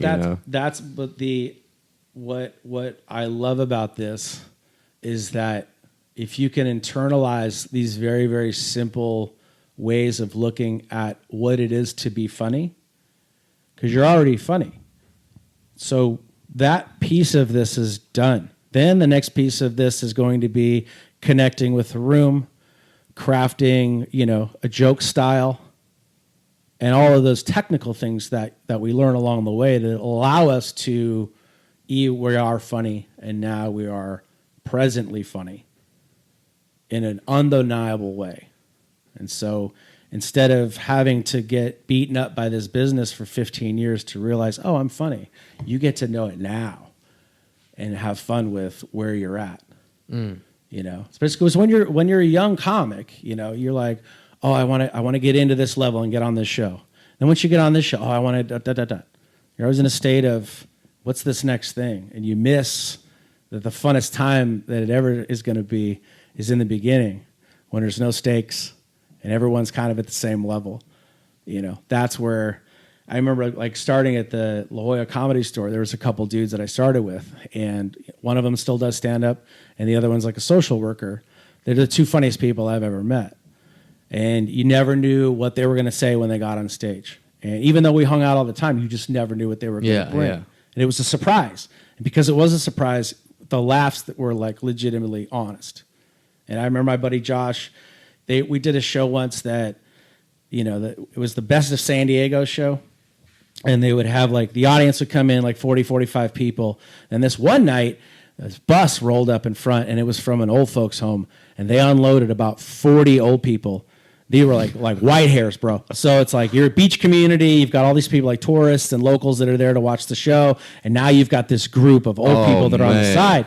So what happens is these people can't leave until their bus comes back. And this audience is now petering out as the show goes on, because the show's going from 8 o'clock to 1. Yeah. Right. And I remember my buddy Josh getting up there. There's probably 2 or 3 people in the front audience, and this group of checked out old people who have heard every murder, abortion, 9/11 joke, all of this shit. They're horrified. And my buddy Josh walked up there, and he grabbed the microphone, and he looked at that right side of the room, and he said, "Who dug up the bodies?" That was his first. Oh my God, dude. which they're just staring in abject horror. But 15 comedians in the back of that room have never laughed fucking harder. And you open up with that, and now the real audience are the comics in the back, and he's playing to the back of the room at the expense of these people who are hostages, basically. That's great. People were laughing so hard they were throwing chairs across the room into other chairs. So he just started going in. Yeah. He said, "Who dug up the bodies?" And it started just going was in. right at Oh it. my like, fearless. God. That's fearless. crazy, dude. Yeah. That's wild.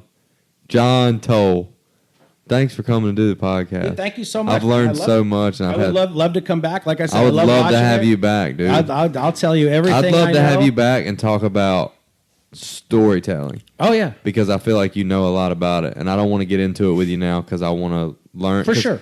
I have stories and I would love to tell them on stage, but I feel like I could do it good if I had some insight from another person, maybe. Yeah. I mean, I've tried it and it's worked, but I feel like... But you've told stories to your friends. I've told stories. Yeah. I've told stories on stage, but it just... My development of the story, I need to learn about storytelling, and that's something that I do on my YouTube, on my fishing channel, or I'm trying to do, I'm going to do, and I am doing better, is telling a story, because story's so important when you're making a video. Oh, absolutely. Like, people want to see a story. Sure. And it is a story out there, and it's like trying to consciously remember, hey, tell the people this, and this is what I'm doing now because this happened. And right. So I'm trying to figure out I am doing that better. Look at the catch and clean videos where the dudes go out, they have nothing, they catch their dinner, this is how I made it, this is me eating it. And you know, as a person that loves that kind of content, that you love satisfying content, there's nothing more satisfying than knowing that somebody didn't have food and then they went and got some, and now it not only is it good food, it's the best fish that you've ever seen, and they've got all their spices and shit and they're cooking it on open fire. And you're like, that's fucking awesome. Very cool, right? Very cool. I just edited a catch and cook video where I went out onto the surf. Oh, nice. And threw like a metal jig. Do I have have one like this right here. Are you fishing the troughs then, or how far are you casting out? I was throwing as far as I could, and so you throw that out and rip it back like 75% as fast as you can, and you're Really? Are you pulling the rod too? Are you jerking the rod? Doing that? You can, but I was straight retrieve, Okay. just not jerking the rod, just matching the pace of a fish. a glass bait minnow, fish. a glass minnow. So a glass minnow, like a clear little minnow, and they're getting busted on by big Spanish in this video. Okay. So I'm on the beach in the ocean, like up to my knees, and waves are crashing into me. And it's early in the morning. It's so cool, man. And like I'm just casting that little piece of metal with a treble hook on it, and they're just destroying it, like ladyfish, Spanish. Anyway, and it's so cool because I don't really have any great surf fishing videos, and I have this backpack cooler. Oh, that's awesome. Right there, that black one. Okay. I got that on my up on the beach, but I'll wear it on my back. I catch this big Spanish, like a really big Spanish from the beach. I take them up onto the beach. I'm like, all right, guys, we're gonna make ceviche out of this. Nice. So, and I don't even like to eat Spanish mackerel, but Why is that? You don't like the texture? I mean, it's just I don't know how to cook Spanish mackerel in a way that I like it yet. That's basically the issue. But ceviche with Spanish mackerel is amazing, and all it is lemon juice in the refrigerator and for an hour, and then you. And that's how long it takes for the lemon about juice an to hour. convert. About an hour. Right. Dice it up. But I just did a catch and cook video, which is what I was getting at. Like walking out on the beach with anybody can do it if they have a fishing rod and a metal jig, and you can catch something and not even have to cook it on fire. Right. You just need some lemons, and you can. Some Tom Hanks shit. Dude, yeah, Wilson, motherfucker. Right. Yeah, dude. I just thought that was cool because it's so satisfying. You're right, because I've had people say, "Hey, do more catch and cook videos." Hey, and I love to cook. Right. And I love to cook things that I catch. Yeah. So and that's anyway, that'll be cool. And think about that you're being watched by kids who may never go to the beach, who don't have someone to take them fishing, who have those ideas like, I don't have a rod, I don't have a blah blah blah, all these things. Oh, I'd like to one day. And then here you are, you're a person who is doing it. Yeah. Because it is a catch and cook, that it is a full beginning to end story. And people love that. So cool. And it's the ultimate American spirit, being the underdog who didn't have anything, who worked hard, who then got what they were going after. And now you get to celebrate in the simplicity of the fact that you went out, you didn't try to fish. You didn't go out and try to make a catch and cook video. You went out and did it. Yeah. And that's the most satisfying thing is in the completeness of doing it. Yeah. But then you gave people that experience to be able to live vicariously through that. Yeah. It's really cool. That's the thing. Like, tell the story. Anyway, storytelling. That I want you to come back on and talk about that. Maybe we'll have another comic that's a storyteller. I would love to, yeah. We'll have a couple of people on next time. John Tole. There's definitely a bunch of tricks we could tell you about storytelling that, how to. I need to know that. Yeah, I need to know. You just got to know where it ends. Yeah. Yeah. You got to know how to pull the parachute. Thank you so much. Thank you, brother. I appreciate it. Thank you so much. I had such a good time talking to you. Yeah, I'm on Instagram at Real John Tole if you want to. Real John Tole, Tole. Yep. Right? If you want to watch memes, or my podcast is called Whiskey and the Surfer. And that's the one on YouTube, the Futuristic Radio Show. Okay. Whiskey and the Surfer? Yeah. So that's your two characters? Those are the two characters. So search that on YouTube. Yep. Real John Tole on Instagram. Right. Cool. That's it. Awesome. And then Twitter, I shit on people on Twitter all day. That's it. That's your name on Twitter? No, it's just I'm just fucking with you. Yeah. I shit on people all day. God bless everybody. Yeah, I shit on people all day. Guys, thanks for watching the podcast. You guys go follow John. Come out, see John do some stand-up. He's amazing. One of my favorite comics that I've seen. You got any shows coming up? I'm going to be at Waterline here in town on the 3rd. Okay. I'm doing that show. I'm going to be at the Raleigh Improv with Pete Lee on the 19th through the 21st. And then I'm going to Alaska to do some shows up there in December. So that's you're definitely going to come back and tell me about that on the absolutely. podcast. Yeah, I need to know. Yeah, I'm doing Wasilla, so I'm going right to Sarah Palin's backyard. Oh my God. If you're in Alaska and you're listening to this podcast and you hear this, please comment because we want to know. I want to know if there's somebody listening in Alaska that's stabbing and shooting halibut and shit with 9mm. We need to know. Guys, thanks for watching. John, thank you. Thank you, brother.